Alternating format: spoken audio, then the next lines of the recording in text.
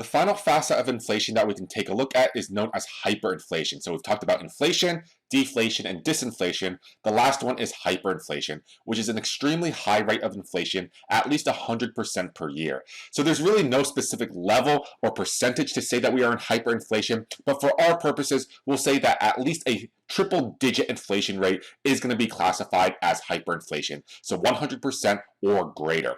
And what is exactly the main cause of hyperinflation and why will it happen? Well, hyperinflation is probably one of the worst outcomes that any economy or government can sort of take because prices are changing so rapidly. It's just like that. At a snap of a finger, prices have changed. So if you pay $5 for a Subway sub at the beginning of the year, that means you're paying maybe $10 at the end of the year, maybe $20 at the year at the end of that. So prices are just changing so rapidly that you really can't keep up with all the price changes. It can occur on a daily, monthly, or even yearly basis. It's just the rate of price change is so quick under hyperinflation.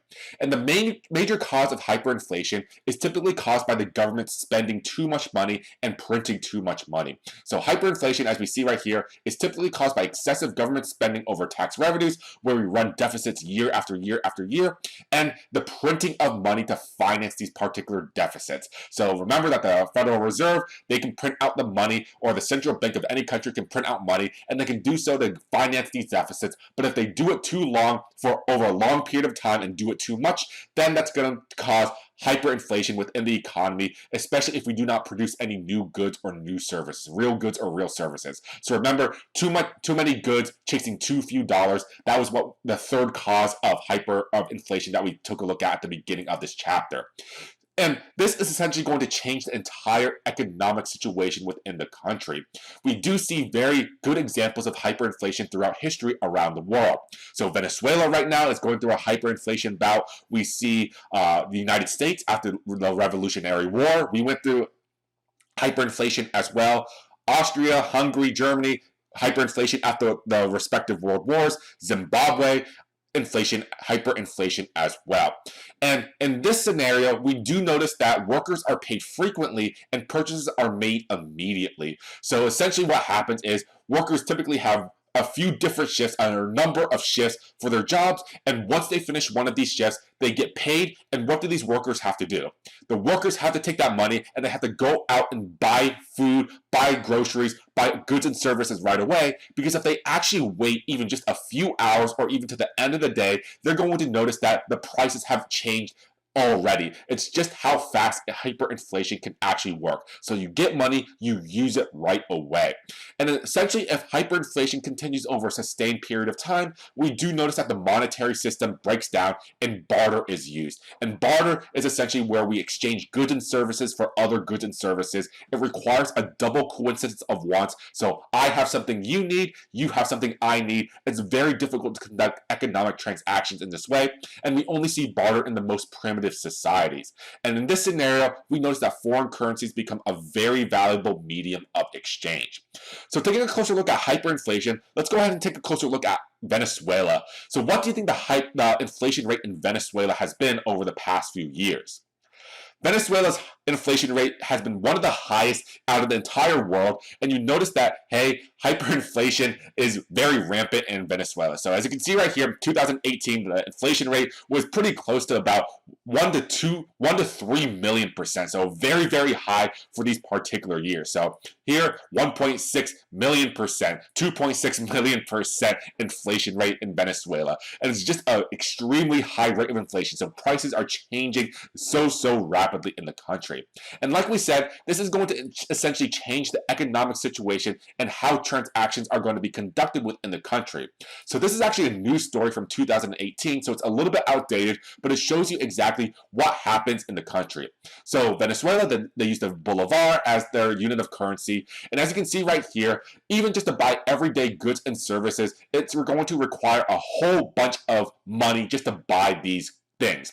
So here, a 2.4 kilogram chicken, so about a 5-pound chicken, costs roughly about 14,600,000 bolivars, or equivalently roughly $2.25 United States dollars. So as you can see right here, you probably need to bring this huge stack of money if you're dealing in with cash just to go ahead and buy a raw chicken for lunch or dinner. And this is going to happen for every single other good and service, as we can see right here. So toilet paper, just one roll, costs 2,600,000 bolivars. Even for carrots, we can see you need a huge stack of money for all these goods, for all these essential items that we see right here. And this is essentially why hyperinflation is so bad when it takes place in any country. It is exactly why we want to get rid of it as soon as possible. However, it's actually very, very difficult to get rid of hyperinflation once it happens. There's a lot of things that actually do need to take place, or there are a lot of extreme things, extreme factors that need to be done before hyperinflation goes away. The easiest way that we can say to get rid of hyperinflation is to have some type of regime change. We need to instill confidence in the economy and the consumers that the government is going to stop spending money and keep its spending in control and not going to print more money. But once again, this is much more difficult. It's much easier said than done. To have some type of regime change, how difficult would it be to push out the Maduro or Chavez regime that we had in the past and currently? So it's going to be very difficult to do so in the country. Another way to get rid of hyperinflation is to go ahead and devalue your own currency. And if we have that type of government set into place, they typically are not going to go ahead and devalue their own currency, although that is a feasible way to keep inflation in check.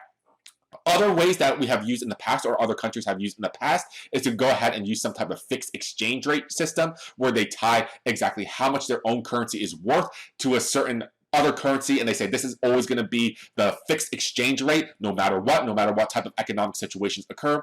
But more conventionally, we see that other countries these countries that are suffering hyperinflation are going to go ahead and adopt a foreign country as their own domestic currency. So we actually see this in Zimbabwe, El Salvador, and Ecuador. So they actually adopted the US dollar in order to keep their hyperinflation in check, to get rid of it. So if you actually travel to these countries, you actually don't have to exchange your money because they actually use US dollars. It's sort of an unusual fact. But if you go ahead and give up your own currency, that means you also give up your own monetary policy, which is a very important way to help stabilize and to stimulate your economy. So Ecuador, El Salvador, and Zimbabwe, they're at the mercy of US monetary policy because they use the United States' dollar as their own currency, so they can't really conduct monetary policy on their own. They are going to be influenced by what the United States does. So as you can see right here, hyperinflation, probably the worst idea of inflation that we've taken a look at so far, and it's certainly something that a country would like to avoid.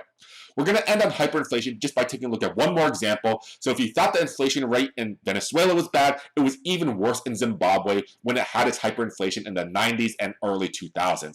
So in 2008, prices in Zimbabwe more than doubled every single day, which equated to about a 231 million% inflation rate. And in order to combat this, they issued more and more of their Zimbabwean dollars, and as you can see, they just keep on adding zeros and zeros and zeros to each of their currency, where they actually had a $100 trillion bill, and eventually that became worthless. And basically, they had to go ahead and adopt the US currency, the US dollar, in order to keep their hyperinflation in check. So this $100 trillion bill, it's actually a pretty highly sought after collector's item nowadays. I think it's roughly worth maybe a few $100s if you ever get your hands on one.